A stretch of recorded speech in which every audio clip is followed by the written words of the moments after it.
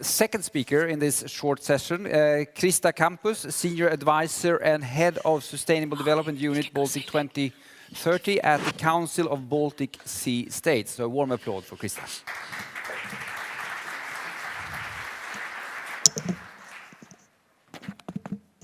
Hello. Good afternoon also from my side.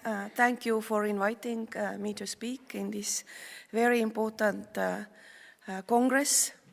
The theme of this conference is the Baltic Sea future. And I think that this is an excellent theme and topic for today, where the world is changing so fast and where we have so many challenges in all areas of our life. And I think it is important to discuss where we are as the region, connected and divided still by the sea, Mare Balticum. We also have really to discuss now what kind of future we want for our region and what should be done to achieve it. But before discussing about visions and leadership and connecting the dots, I also think that we have to identify where we are and what are the biggest challenges for this region. I have to warn you, my presentation is not focusing on the environment of the Baltic Sea. I think HELCOM is doing excellent job on this, and we at the Council of the Baltic Sea States, we do not like to overlap what has already done in such a high level. Just a couple of words about our organization. Council of the Baltic Sea States was established 1992 by the prime ministers or governments of the countries around the Baltic Sea. It is intergovernmental cooperation organization, and we have 3 priorities at the moment, and one of them is prosperity and sustainable development. We are also coordinating horizontal action climate in the frame of the EU strategy for the Baltic Sea region. So I am acting also as HA climate here. But now talking about the challenges at first.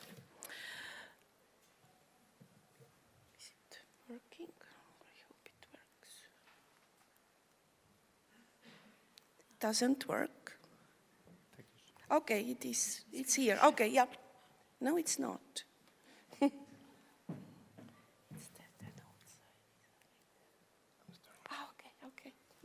Just turn on, of course. So, what are our common challenges? I hope I'm correct when it comes to facts. And I hope those are not alternative facts, but I'm really basing this presentation on analysis and studies done. And the recent one is from Spatial Foresight, and that was prepared before the EU strategy for the Baltic Sea forum that took place here in November last year. And there has been identified 4 major challenges for the region. And these are the challenges which actually are the global challenges and trends, but it can be expected to fundamentally also impact the future of the Baltic Sea region. I don't know whether the fundamentally is the right word, but to bigger or smaller extent. So they are related to aging of our population. They are related to renewing our industries, climate change, of course, and it impact to ecosystem health status, and increasing global tensions which are related to democracy, democratic processes also in our region.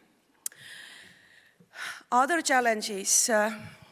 Although we have very long practice and experience when it comes to sustainable development cooperation in the Baltic Sea region, just last autumn we celebrated 20th anniversary of sustainable development cooperation here in the Baltic Sea region. But still, when it comes to using our natural resources, our Baltic Sea region citizens' ecological footprint is almost 2 times bigger than the world average, world citizens' average ecological footprint. So there is a lot of room to improve when it comes to sustainable consumption and production patterns. When it comes to climate change, this is a very important challenge for all of us. But when it comes to capacity and readiness to adapt to the changing climate, then there are clearly 2 big groups of the countries. There is a huge division in terms of resilience, in terms of where we are and where our countries are. So there is definitely need for more collaboration, for learning from each other, and also political dialogue between the countries. Now, of course, at Agenda 2030, and I think that when we are discussing about our vision for the future and our strategies for the future, I honestly, I cannot imagine any viable future in our region if we ignore the Sustainable Development Goals, the climate objectives in our discourse in setting the common vision and strategy. So I think that we have this global framework in the form of 2030 agenda and in the form of Paris Climate Agreement. The question is how we are going to implement it. And this is the question, of course, to all, to the governments, but all the stakeholders in the countries, but also in pan-Baltic level. Agenda 2030 has altogether, as you know already, we have very nice logos there on the wall. We have 17 goals, we have 197 targets, and we have 230 indicators. And I think the core principles, and I think this is the new aspect when it comes to sustainable development goals, is that those goals are universal, which means that every country, every stakeholder, every organization and business should implement all of them. You cannot pick those which are the most relevant. It is also important that there is a holistic approach, which is about integration, which is also about a systematic approach and taking the planetary boundaries into account. And it is also about transformation, and I think this is one of the biggest challenges, changing the mindsets, changing the ways how we are thinking and cooperating.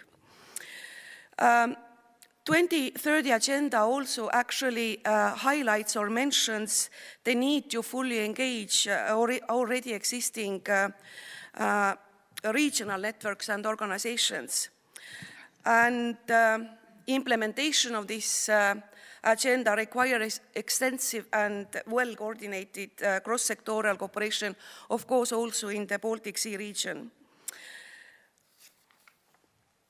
We have answered to that. As a continuation of the discussion and questions from the last session, there was question whether do we need something for this region, whether we do need some vision or guidelines on how to implement SDGs in the Baltic Sea region, how to translate those global goals into the actions in regional scale. And I'm very happy to say that in last summer, the BSR countries came out with a declaration called Baltic 2030, renewing the commitment to sustainable development in the Baltic Sea region. And that declaration was endorsed by high-level representatives from all 11 Baltic Sea region countries, including Russia and Iceland. And in that declaration, the countries are saying that it is not enough what we have done last 20 years. We have to continue. We have to reconfirm our commitment as the region, and we have to collaborate in order to implement those goals jointly as a region.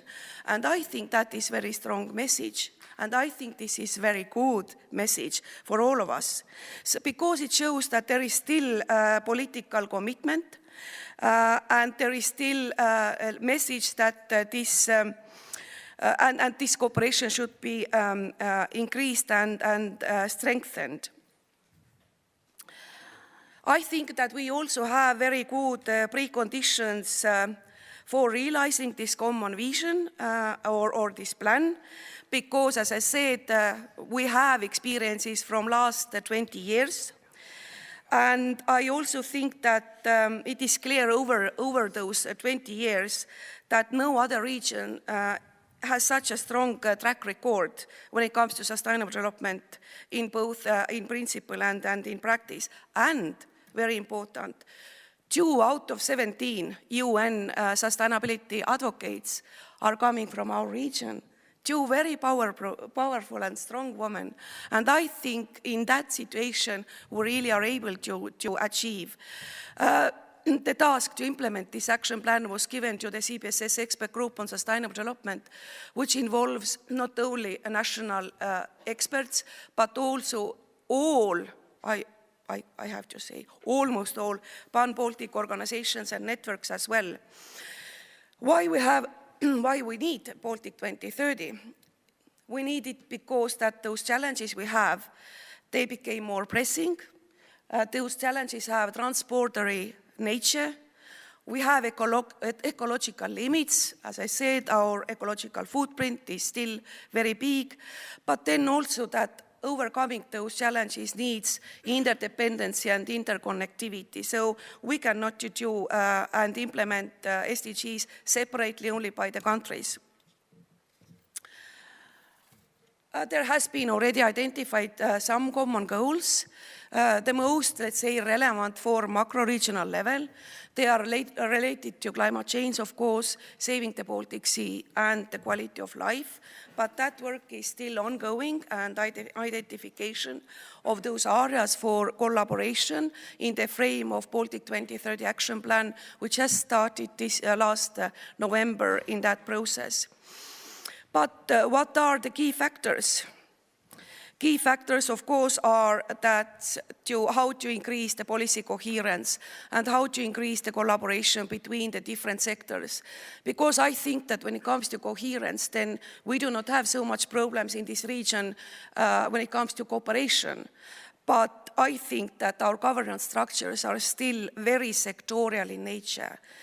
It is still one sector, one topic, one action. So we really have to focus more on policy coherence and actions that integrate all pillars of sustainability. Just one example of joint strategy, how to implement Goal 13, for example. We have a joint strategy for the Baltic Sea region on climate change adaptation work in the Baltic Sea region. So, and in that document, it has been identified areas where we need to collaborate more, which are the areas we have to focus, and who are the actors who should be involved. And I think that document gives very good also basis for joint project development and implementation, but also very good guidance for the municipalities and cities for developing and implementing their plans. And one concrete example as well. We have to walk the talk as well, right? So we have to implement it practically. We have one flagship project which is implemented under Horizontal Action Climate of the EU strategy for the Baltic Sea region. It's called iWater, and it involves many cities around the Baltic Sea, as well as Sustainable City Committee of the Union of the Baltic Cities. It is about integrated storm water management, and it is about elaborating in collaboration the plans for the cities who are involved in this project. So this is one example, and this is also an example on how this project is actually contributing to different sustainable development goals.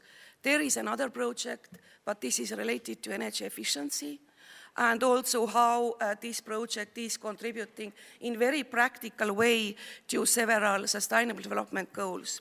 So, what is my message? My message is that let's start to implement it together. And I also would like to refer to Swedish Prime Minister Stefan Löfven. And in his speech, when he opened the annual forum of the last EU Baltic Sea strategy for the European Union. He said, and I quote, he said that equality and sustainable development are tools for change, and that the work in the 2030 agenda is not to be done by someone else and by somewhere else.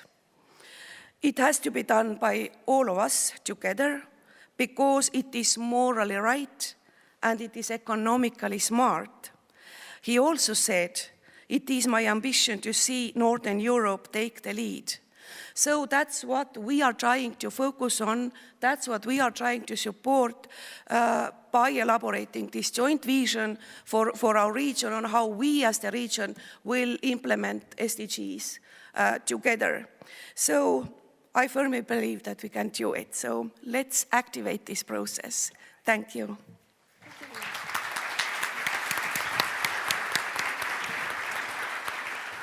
Thank you ever so much, Mrs. Kampus, for giving us this positive image of it's possible to take the lead, which it seems as the Council is doing. We will thank you with a possibility to travel with the ship. Thank you very much.